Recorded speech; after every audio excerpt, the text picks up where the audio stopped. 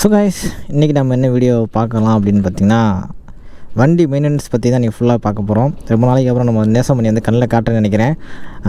ஏன் மெயின்டெனன்ஸ் பற்றி பார்க்கலாம் அப்படின்னு பார்த்திங்கன்னா, நம்ம வண்டி பார்த்திங்கன்னா 83,000 கிலோமீட்டருக்கு பக்கம் ஓடிடுச்சு.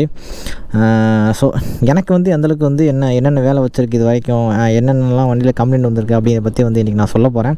ஸோ ப்ராப்பராக மெயின்டைன் பண்ணால் வந்து வண்டி வந்து வேலையே வராமல் இருக்குமான்னு கேட்டால் இல்லை. அதாவது ஒவ்வொரு ஸ்பேருக்குன்னு பார்த்திங்கன்னா ஒரு லைஃப் டைம் ஒன்று இருக்கும். அது வரைக்கும் தான் தாங்கும், அதுக்கு மேலே வந்து தாக்கவே பிடிக்காது. ஸோ மெயின்டெனன்ஸ் அப்படிங்கிறது எதுக்குன்னா வந்து ஒரு பெரிய செலவு வர்றதுக்கு முன்னாடி பார்த்திங்கன்னா நம்ம வந்து அதை முன்கூட்டியே மாற்றிட்டிங்கன்னா வச்சிங்கன்னா அது குறைஞ்சிரும். எப்படின்னா நான் சிம்பிளாக ஒரு எடுத்துக்காட்டு மாதிரி சொல்கிறேன், அதை நான் உங்களுக்கு கடைசியாக நான் சொல்கிறேன். ஃபஸ்ட்டு நீங்கள் வந்து வண்டியில் வந்து மெயின்டெனன்ஸ் அப்படின்னு எடுத்துக்கிட்டிங்கன்னா ப்ராப்பராக பண்ணணும், சரிங்களா? அதுதான் முக்கியமான ஒரு விஷயம். கரெக்டாக வந்து நோட் பண்ணிட்டே இருக்கணும். நோட் பண்ணி கரெக்டாக பண்ணிவிட்டு அந்த டைமில் மாற்றிட்டிங்கன்னா உங்களுக்கு வந்து பெரிய வேலையை வந்து பார்த்திங்கன்னா எந்த வண்டியுமே வைக்காது. ஸோ நான் என்னென்ன பண்ணுறேன் அப்படின்னு பார்த்தீங்கன்னா நான் சொல்ல போகிறேன். நீங்கள் வந்து பண்ணுங்க அப்படின்னு நான் உங்களுக்கு சொல்ல போகிறதில்ல. நான் என்னென்ன அந்த வண்டியில் வந்து பார்த்திங்கன்னா நான் பெருசாக பண்ணியிருக்கேன் அப்படிங்கிறத பற்றி தான் இன்றைக்கி வந்து பார்க்க போகிறோம். ஃபர்ஸ்ட் ஆஃப் ஆல் பார்த்திங்கன்னா இன்ஜின் ஆயில் பார்த்திங்கன்னா வந்து கரெக்டாக வந்து ஒரு டைமிங்லேயே மாற்றிடுங்க. அதாவது 2500லேருந்து 2000 கிலோமீட்டருக்குள்ளே பார்த்தீங்கன்னா நீங்கள் வந்து இன்ஜின் ஆயில் மாற்றிடுங்க. அது உங்களுக்கு வந்து சேஃப். அதெல்லாம் ஒரே கம்பெனி இன்ஜின் ஆயில் மாற்றுங்க. அப்புறம் வந்து ஒரே கிரேடு, சேம் கிரேடு மெயின்டைன் பண்ணுங்கள். நம்ம வண்டி பார்த்தீங்கன்னா 10W30 தான் நான் வந்து யூஸ் பண்ணிக்கிட்டு இருக்கேன். ஷெல்லில் வந்து பார்த்திங்கன்னா அட்வான்ஸில் பார்த்தீங்கன்னா ஃபியூல் சேவ்னு சொல்லிட்டு ஒரு ஒரிஜினல் அது நான் மாற்றிருக்கேன். 580 அது வரும்னு நினைக்கிறேன். அது அப்புறம் பார்த்திங்கன்னா வண்டியோட ஸ்பார்க் ப்ளக் அடுத்து ஸ்பார்க் ப்ளக் பார்த்திங்கன்னா கரெக்டான டைமில் வந்து மாற்றணும். அது எப்படின்னா கரெக்டாக அது வந்து அதிகபட்சம் ஸ்பார்க் ப்ளக் வந்து 10,000 கிலோமீட்டர்லேருந்து 12,000 கிலோமீட்டர் தான் ஓடும். கரெக்டாக நீங்கள் 10,000 கிலோமீட்டரில் ஓட்டிடுங்க. அது மழை டயத்தில் வந்து அடிக்கடி வந்து ஸ்பார்க் ப்ளக் செக் பண்ணிக்கோங்க. ஏன்னா மழை டைமில் பார்த்திங்கன்னா சீக்கிரம் வந்து ஸ்பார்க் ப்ளக் போயிடணும், சரிங்களா? அதை நீங்கள் கரெக்டாக பார்த்துக்கணும். அடுத்து பார்த்திங்கன்னா ஏர் ஃபில்டர்னு பார்த்திங்கன்னா நீங்கள் ஒவ்வொரு வாட்டி இன்ஜின் ஆயில் மாற்றும் போது அதையும் நீங்கள் வந்து கலட்டி டஸ்ட்டப்லாம் க்ளீன் பண்ணிட்டு மறுபடியும் மாட்டுங்க. ஏன்னா வந்து கிட்டத்தட்ட அதுவுமே ஒரு 10,000 கிலோமீட்டர் வரைக்கும் தாராளமாக அது தாங்கும், சரிங்களா? அதுக்கு மேலெலாம் தாங்காது, தூசி படிஞ்சிடும். அப்புறம் பார்த்தீங்கன்னா உங்களுக்கு வண்டி அடைக்க ஆரம்பிச்சு அந்த மாதிரி பிரச்சனைகள்லாம் வந்து நிறையாவே வந்துடும், சரிங்களா? அடுத்து என்ன அப்படின்னா பார்த்திங்கன்னா வேறு என்ன, அதாவது நீங்கள்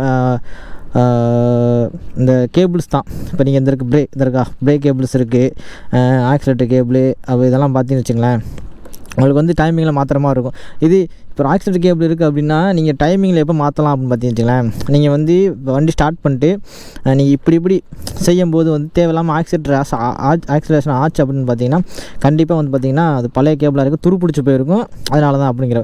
ஸோ அதான் டைமிங். அப்போ நீங்கள் வந்து இதை மாற்றி விட்ருங்க.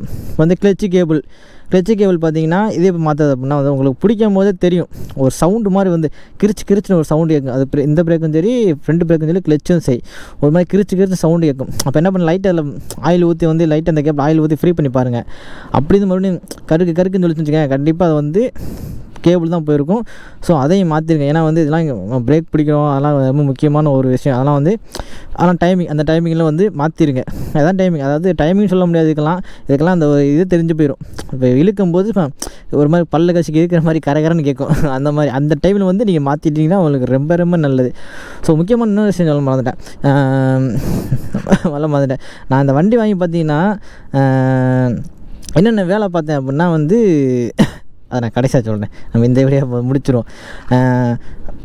அடுத்து பார்த்திங்கன்னா டயரு வந்து எந்த பிடியில் மாற்றலாம் ப்ரோ அப்படின்னு கேட்டிங்கன்னா, இந்த இருக்க சென்ட்ரா கோடு இருக்கா, இந்த இடத்துல பார்த்திங்கன்னா வரேன் சின்னதாக ஒன்று இருக்கும், எங்களை காணாத இந்த சென்ட்ரா ஒன்று இருக்குது பார்த்தீங்களா? அதான் பார்த்திங்கன்னா ஒரு சின்ன கட்டமாக இருக்கும் டயரில். அந்த கட்டமாக இருக்குது, சென்டரில் உள்ளே இருக்கும். அதுதான் பார்த்திங்கன்னா டயர் இண்டிகேஷன் சொல்லுவாங்க. அது வந்து ஒரு அந்த கட்டம் உள்ளே இருக்கும், சின்னதாக இருக்கும். அந்த கட்டம் வந்து மேலே தெரிஞ்சிருச்சு அப்படின்னா நீங்கள் வந்து டயர் தெரிஞ்சிருச்சு, உங்களுக்கு மாற்றதுக்கான டைம் பீரியட் வந்துருச்சு அப்படிங்கிறது தான் அர்த்தம், சரிங்களா? நான் இந்த வண்டி வாங்கினதில் அடிக்கடி பார்த்திங்கன்னா பல்பு ரொம்ப சீக்கிரமாகவே வந்து பார்த்திங்கன்னா பீஸ் போயிடும். அதிகபட்சம் ஒரு 5,000 கிலோமீட்ரு 5,000 கிலோமீட்ரு 6,000 கிலோமீட்டர் தான் ஓட்டுவேன். அதுக்குள்ளேயே பார்த்திங்கன்னா இந்த வண்டியில் வந்து பல்பு வந்து எனக்கு அடிக்கடி பீஸ் போயிட்டே இருக்கும். நான் அடிக்கடி இதில் வண்டியில் மாற்றுற ஒரே விஷயம் வந்து இன்ஜினியரோட பல்பு தான் மாற்றிக்கிட்டு இருக்கேன். எனக்கு தெரிஞ்சு வந்து பல்பு ஒரு 5-6 பல்புக்கு மேலே மாற்றிட்டேன். 10,000 கிலோமீட்டருக்குள்ளேயே மாற்றிட்டேன். ஏன்னா வண்டி எடுத்து 10,000 கிலோமீட்டர் அதுக்கு முன்னாடியே பல்பு பீஸ் போயிடுச்சு. லோக்கலில் வாங்கி போட தயவு செஞ்சு ஒரிஜினல் ஜென்யூன் ஸ்பேரு ஹீரோவிலே இப்போ வாங்கி போடுங்க. ஏன்னா அதான் ரொம்ப நாளைக்கு லைஃப் இருக்குது, வேறு எதுவுமே லைஃப் கிடையாது. ஒரு இண்டிகேட்டர்லாம் வாங்கி போட்டு அதில் பொசுக்குன்னு உடஞ்சி போச்சு. அதெல்லாம் 2-3 இண்டிகேட்டர் வாங்கி மாட்டினதுக்கு நான் ஒரே இண்டிகேட்டர் ஒரிஜினல் வாங்கி மட்டும்தான் இன்ன வரைக்கும் கிடக்கு. சரிங்களா? அதான் இது டயருக்கானது. பிரேக்குமே பார்த்தீங்கன்னா அந்தந்த டைம் பீரியடில் நீங்கள் வந்து கரெக்டாக மாற்றிடுங்க. ஏன்னா வந்து ஏன் சொல்கிறோம் அப்படின்னா பிரேக் ரொம்ப முக்கியமான ஒரு விஷயம் தெரியுங்களா வண்டியில்.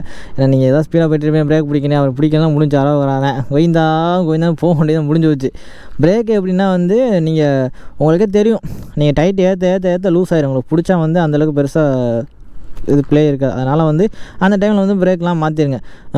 அதுவும் இல்லாமல் முக்கியமாக பார்த்தீங்கன்னா வாப்ளிங்லாம் இருக்கும் வண்டியில். ஸோ அந்த வாப்ளிங்கு காரணம் அப்படி என்னென்னு பார்த்தீங்கன்னா ஃபோர்க் ஆயில் முடிஞ்சிருக்கலாம். இந்த ஃபோர்க் ஆயில்னு பார்த்தீங்கன்னா கண்டிப்பாக இதனால் வாப்ளிங் இருக்கும்.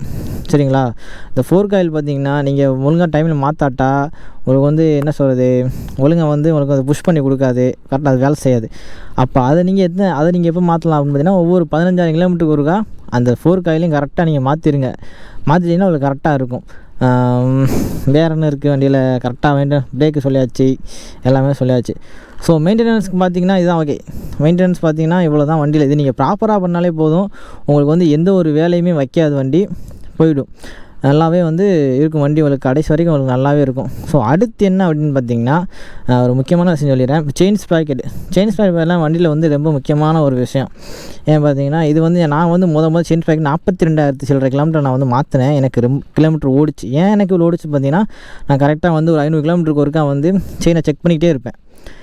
லூஸ் ஆகிடுச்சா டைட் பண்ணுவேன், செயினை தொடச்சிக்கிட்டே இருப்பேன், க்ளீன் பண்ணி கரெக்டாக நான் ஒரு நாள் ஓட்டினேன். ஆனால் இந்த வாட்டி எனக்கு கம்மியாக தான் ஓடிச்சு. இப்போ 2 வாட்டி நான் மாற்றிட்டேன். ஆனால் எனக்கு என்னென்னா வந்து கம்மியாகவே தான் ஓடிச்சு. ஏன்னு கேட்டிங்கன்னா நான் வந்து இந்த வாட்டி டெலிவரி தானே வேலை பார்க்குறோம். அதனால் வந்து வண்டி ரப்படி அடிச்சதுனால வந்து ரொம்ப கிலோமீட்டர் கம்மியாக தான் ஓடிச்சு. 81 மாற்றினேன் கரெக்டாக. நானாக தான் வீட்டில் உட்காந்து மாட்டிட்டேன். சரிங்களா? அதெல்லாம் முடிஞ்சிச்சு. வேறு என்னென்ன மெயின்டெனன்ஸ் பண்ணலாம் பார்த்தீங்கன்னா எனக்கு அவ்வளோதான். நான் வண்டியில் பண்ணுறது மெயின்டெனன்ஸ் இவ்வளோ தான். வேறு எதுவும் வந்து நான் பெருசாக வந்து வண்டி இது வரைக்கும் இதில் நான் பண்ணலை. இவ்வளோ தான் நான் மெயின்டெனன்ஸே பண்ணியிருக்கேன், வேறு எதுவுமே கிடையாது. ஸோ நாளடைவில் நம்ம வந்து என் வண்டிக்கு நான் என்னென்ன வண்டி இவ்வளோ வருஷம் வாங்கி நான் வந்து என்னென்னலாம் வேலை பார்த்துருக்கேன் அப்படிங்கிறத பற்றி நான் உங்களுக்கு இப்போ நான் சொல்கிறேன். நான் வண்டி வாங்கி இது வரைக்கும் 2021 எடுத்தேன். 2021 கடைசியில் எடுத்தேன். 2026 ஆயிடுச்சு. கிட்டத்தட்ட 5 வருஷத்துக்கிட்ட ஆயிடுச்சு. நம்ம வண்டியில் வந்து வேலை பார்த்தா டயர் நான் ரெண்டு வாட்டி ஃப்ரண்ட் டயர் 2 இது 3ஆவது டயரு, இதுவும் வந்து 3ஆவது டயரு. சரிங்களா? 2வது செயின் ஸ்ப்ராக்கெட் பார்த்தீங்கன்னா இப்போ தான் மாற்றினேன். அதே 81 தான் மாற்றினேன். வேறு என்ன புதுசாக மாற்றிருக்கேன் அப்படின்னா கேபிள் மாற்றிருக்கேன், கிளச்சு கேபிள் மாற்றிருக்கேன், பிரேக் கேபிள் மாற்றிருக்கேன், ஆக்சிலேட்டர் கேபிள் மாற்றிருக்கேன். வேறு என்ன மாற்றிருக்கேன், வேறு பார்த்தீங்கன்னா வீல் பேரிங், பிரேக் ஷூ பின்னாடி உள்ள வந்து பார்த்தீங்கன்னா டேம்ப் ரப்பர் வீல் ரப்பர் மாற்றிருக்கேன்.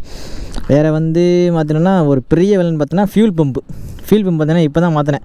அது வந்து சுத்தமாக போயிடுச்சு. நீங்கள் எவ்வளோ தான் வண்டி மெயின்டைன் பண்ணாலும் நான் சொன்னல ஒரு இதுக்குன்னு டைம் பீரியட் இருக்குது, நமக்கு நேரம்னு ஒன்று இருக்குல்ல, அது அமைச்சிட்டான். அதை பார்த்தா இங்கே நடந்துச்சு. ஏன்னா பம்பு போயிடுச்சு. பம்பே கிட்டத்தட்ட 2,500 சில்லறைக்கிட்ட வந்துருச்சு ஒரிஜினல் ப்ரைஸு. ஆனால் அவங்க வந்து தனியாக வந்து 2,600 சில்லறைக்கு ஏதோ போட்டாங்க பில்லு, தெரில. அது மாற்றியாச்சு, வேறு ஒன்றுமே கிடையாது. வேறு என்ன மெயின்டைன் பண்ணணும்? ஓகே, இதுவே நீங்கள் பண்ணாலே போதும். முக்கியம் வண்டியில் வந்து பெட்ரோல் கரெக்டாக இருக்குன்னு பார்த்துங்க. பெட்ரோல் வந்து நல்லா அதிகம் மெயின்டைன் பண்ணுங்கள். ரொம்ப ட்ரைவ் பண்ணி வண்டியை ஓட்டினீங்கனாலே உங்களுக்கு பிரச்சனை தான். உங்களுக்கு வந்து வண்டிக்கு வந்து அதுலேருந்து பிரச்சனை ஆரம்பித்து விட்ரும். அதிகமாக ட்ரைவ் பண்ணி ஓட்டாதீங்க. நான் ஃபுல்லாக பம்ப் ஆகி போச்சு. இப்போ E20 பெட்ரோல் வேறு, பார்த்துக்குங்க. அதை மட்டும் கரெக்டாக மெயின்டைன் பண்ணுங்கள். ஸோ இதுதான் நான் வந்து வண்டியில் வந்து நான் ப்ராப்பராக வந்து மெயின்டைன் பண்ணுறது. ஸோ ஓகே, சரி நம்ம வந்து இப்போ வண்டியில் என்னென்னலாம் வந்து எனக்கு இந்த வண்டி வேலை வச்சுருக்கு அப்படின்னு பார்த்தீங்கன்னா எனக்கு அடிக்கடி இந்த வண்டியில் வர்ற வேலை என்னென்னு பார்த்தீங்கன்னா பல்பு போயிடும். எனக்கு அந்த பல்பு வந்து அடிக்கடி போயிடும், அதை மாற்றிடுவேன். அடுத்து வேறு என்ன வேலை வைக்கும், வேறு ஒன்றும் வேலை வைக்காது. கடைசியாக வச்ச வேலை என்னென்னு பார்த்தீங்கன்னா அந்த ஃபியூல் பம்பு தான் கடைசியாக மாற்றினது. அது வந்து பெருங்கொடுமை. அந்த கொடுமையை நான் உங்களுக்கு அடுத்த வீடியோவில் சொல்கிறேன், சரிங்களா? அது வந்து பெரிய சம்பவமே ஆச்சு. வேறு என்னென்னு பார்த்தீங்கன்னா வேறு வண்டியில் என்ன வேலை வைக்கும் அப்படின்னா, கீழே போட்டால் தான் வண்டி வேலையை வைக்கும், அதோட வேலை வைக்காது. நம்ம வண்டியில் வந்து இன்னும் 2 வேலை பாக்கி இருக்குது. ஒன்று வந்து கிளச் அசம்பிளி ஃபுல்லாக மாற்றணும். அப்புறம் வந்து பார்த்திங்கன்னா வித் பெல்லோட அப்புறம் ஃபோர்க்கு ரேசர் செட் மாற்றணும். ஏன்னா வண்டி குதிக்குது, டம்மு டம்முன்னு குழியில் விட்டு ஒரு மாதிரி டம்மு டம்முன்னு குதிக்குது. மற்றபடி அவ்வளோதான். நம்ம வண்டி பெருசாலாம் ஒன்றும் வேலை வைக்காதுங்க. ஓரளவுக்கு மெயின்டைன் பண்ணிக்கிட்டு இருக்கேன். எல்லாம் வண்டி வந்து பெருசாக நமக்கு இது வரைக்கும் வேலை வைக்கலை, வேலையும் வைக்காத நம்புகிறேன், சரிங்களா? சரி, ஓகே. இப்போ அடுத்துன்னு பார்த்தீங்கன்னா மெயின்டெனன்ஸ் பற்றி நான் சொல்கிறேன்னு சின்னதாக ஒரு எக்ஸாம்பிள் சொல்கிறேன். அது எதனால் அப்படின்னு பார்த்தீங்கன்னா, இப்போ வந்து இந்த வீல் ரப்பர்னு ஒன்று இருக்கும். வீல் ரப்பர் டேம்பர் ரப்பர்னு சொல்லுவாங்க. அது இந்த இடத்துல மாட்டுற மாதிரி இருக்கும், அங்கிட்ட அந்த பக்கம் இருக்கும். அந்த ரப்பர் இருக்கும். அந்த ரப்பர் வந்து பார்க்க முட்டுண்டு தான் இருக்கும். ஸோ அது பார்க்குற வேலை வந்து பெருசு. ஸோ அதோடய வேலை என்னென்னு பார்த்தீங்கன்னா, வீலை வந்து ரொம்ப ஷேக் ஆகாமல் கரெக்டாக அந்த செயினுக்கும் வீலுக்கும் உள்ள அந்த கனெக்ஷனை வந்து ப்ராப்பராக கொடுக்கும். பவர் எங்கேயுமே லாஸ் ஆகாத அளவுக்கு ப்ராப்பராக வந்து வீலை சுற்றி இது பண்ணி கொடுக்கும், டைட் பண்ணி கொடுக்கும். ஸோ இங்கே என்ன நடக்கும்னா, அந்த ரப்பர் வந்து தேஞ்சிரும். அந்த ரப்பர் பார்த்தீங்கன்னா கரெக்டாக ஒரு டைமிங்கில் மாற்றி ஆகணும். அதிகபட்சம் பார்த்தீங்கன்னா நீங்கள் வந்து ஒவ்வொரு வாட்டி நீங்கள் பிரேக்ஸும் மாற்றும் போது ஸோ அதையும் சேர்த்து மாற்றி விட்ருங்க. அதுதான் உங்களுக்கு ரொம்ப நல்லது, சரிங்களா? இல்லைன்னா வந்து உங்களுக்கு வந்து இன்ஜின் பிஸ்டன் பிடிக்கிற அளவுக்கு உங்களுக்கு வேலை வந்துடும். ஏன்னா அந்த ரப்பர் தேஞ்சிச்சு அப்படின்னா வந்து உங்களுக்கு வந்து வீல் வந்து ரொம்ப ப்ளே ஆக ஆரம்பிச்சிடும். டம்முன்னு போய் முட்டும். அப்போ என்ன ஆகும்னா வந்து உங்களுக்கு கஷ்டப்பட்டு இன்ஜின் இழுக்கும். இப்போ இன்ஜின் இழுக்கையில் வந்து செயின் அதிகமாக தேய்மானம் ஆகும், கியரு சாஃப்ட்டு தேய்மானம் ஆகும், இங்கே உள்ள சின்ன பல்லும் தேய்மானம் ஆகும். இன்ஜின் ரொம்ப கஷ்டப்பட்டு இழுக்கும். அப்புறம் கடைசியில் ஆயிலை குடிக்க ஆரம்பித்து கடைசியில் இன்ஜினே பிடிச்சி நின்றும். அந்தளவுக்குலாம் வந்து நடக்க வாய்ப்புகள் இருக்குது. ஸோ இதுதான் ஒரு சின்ன எக்ஸாம்பிள். ஏன் மெயின்டெனன்ஸ் பண்ணணும், முன்கூட்டி ஏன் பண்ணணும் அப்படிங்கிறா வந்து இதுதான் அதுக்கான இது, சரிங்களா? இதுதான் சின்ன எக்ஸாம்பிளாக எடுத்துக்கிறேங்க நான் சொல்கிறேன். ஸோ நான் அனுபவப்படலை, ஸோ நான் பார்த்துருக்கேன். நிறையா பேர்லாம் பார்த்தீங்கன்னா இன்ஜின் ஆயில் மாற்றணும்னு சொல்லிட்டு என்ன பண்ணுவாங்கன்னா, கழிவாயில் தூக்கி மறுபடியும் பழைய ஆயில் தூக்கி மாற்றிக்கிட்டு இருப்போம். ஏன்னு கேட்டால் காசு இல்லை அப்படி இப்படின்னு சொல்லுவாங்க. அதெல்லாம் பண்ணாதீங்க. ஏன்னா ஒரு வண்டிலாம் பார்த்திங்கன்னா அந்த மாதிரி மாற்றியே சீசாயெல்லாம் பார்த்துருக்கோம். அதெல்லாம் போயிட்டுருக்கு. நான் எங்களுக்கு தெரிஞ்சாலே ஒரு ஆள் அந்த மாதிரி பண்ணி தீவாப்பில். இப்போ அவர் வேறு வண்டி வாங்கிட்டாப்பில். இல்லை, ஆனால் வேறு வண்டி வாங்கி அந்த பழக்கத்தை இன்னும் அவர் விடலை. அதே தான் பண்ணுறாப்பில். தம்பி கொஞ்சம் இன்ஜின் ஆயில் அடிச்சு விட்ருப்பா கழிவாயில் அப்படின்னு சொல்லிட்டு பழைய கழிவாயில் அவர் என்ன பண்ணுறது, சரி சொல்லிட்டாங்களே அப்படின்னு சொல்லிட்டு மாற்றிட்டு 30 ரூபா கையில் விட்டுட்டு போயிடுவாப்பில். அவர் சொன்னாலும் அவன் கேட்க மாட்டாங்க, காது இல்லைப்பா அப்படின்ட்டு போயிடுவாப்பில், சரிங்களா? ஸோ இதுதான் சின்ன எக்ஸாம்பிள். இதுதான், மற்றபடி வேறு எதுவுமே கிடையாது. நீங்கள் வந்து சின்ன சின்ன வேலைகள் பார்த்துட்டாலே உங்களுக்கு வந்து உங்கள் பெரிய வேலை ஆகிறது வந்து குறைச்சிரும், சரிங்களா? ஸோ இதுதான் மெயின்டெனன்ஸ். ஓகே, நான் பண்ணுற மெயின்டெனன்ஸ் இதுதான். என் வண்டியில் என்னென்ன ப்ராப்ளம் வந்துச்சு ஓகே அப்படிங்கிறத பற்றி நான் எல்லாமே சொல்லிட்டேன் நினைக்கிறேன், ஓவரால் சொல்லிட்டேன். ஸோ இந்த வீடியோ கொஞ்சம் யூஸ்ஃபுல்லாக இருக்குன்னு நினைக்கிறேன். ஸோ மேபி ஏதாவது டவுட் இருந்தால் கேளுங்க, கமெண்ட்டில் கேளுங்க, நான் உங்களுக்கு வந்து நான் பதில் சொல்கிறேன், சரிங்களா? சரி, ஓகே பாய். இதோட வந்து இந்த வீடியோ முடிச்சுக்கிடுவோம், சரிங்களா? இடம் விற்பனைக்கு நீங்கள் ஒரு ப்ரமோஷன் போட்டுருமா பாருங்க, கிடக்கிற இடம் தெரியுதா, ஃபுல்லாக பிளாட்டு போட்டாங்க. எப்படிடா கிடக்கிற இடத்துலாம் பிளாட்டு போடுறாங்கன்னா எனக்கு ஒன்றுமே புரிய மாட்டேங்குது. நான் ஃபுல்லாகவே கிடக்கிறேன். இது இருங்க, இதில் பிளாட்டு போட்டு இதில் இருக்கேன். நான் சொல்ல முடியாது, இதில் தான் பார்க்கோட பேச வரலாம். இங்கேருந்து அங்கே ரோடு வரைக்கும்ங்க. அதில் மட்டும் ஒரே ஒரு வீடு இருக்கும், அந்த இடத்துல இருக்கும். ஒரே ஒரு வீடு மட்டும் உள்ளே இருக்குது. அது எனக்கு தெரிஞ்சு அதை ஒரு ஆள் வீடு கட்டியிருக்காப்புல, யாரும் வீடு கட்டலை, சரிங்களா? சரி, ஓகே, இதோட வீடியோ முடிச்சுக்கிறோம். சரி, ஓகே, பாய்.